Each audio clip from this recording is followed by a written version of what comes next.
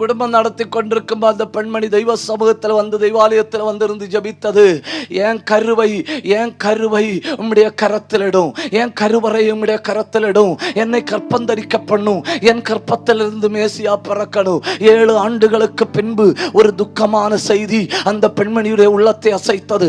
அந்த 7 ஆண்டுகள் ஆலயத்தில் வருவாள், ஜெபிப்பாள், போவாள். அந்த 7 ஆண்டுகளுக்கு பின்பு இப்ப ஆலயத்தில் வந்தால் போகவில்லை, ஒரு ஓரத்தில் உட்கார்ந்து ஜெபிக்கிறா. ஆண்டவரே, என்னாலதான் முடியலன்னாலும் என் காலத்துல கண்டிப்பா முடியும், என் காலத்துல கண்டிப்பா முடியும்.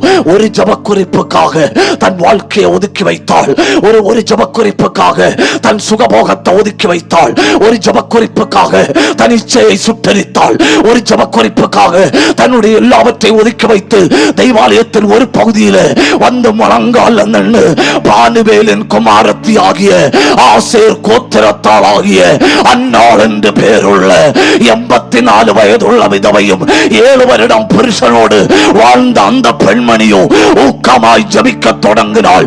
வானம் திறக்கிறது வரை போராட போறேன், ஒரு நற்செய்தி என் காதுல கேட்கணும், வாக்கு தத்தத்தை என் கண் காணணும், அதுவரை நான் ஜபிக்க போறேன், அதுவரை நான் ஜபிக்க போறேன்.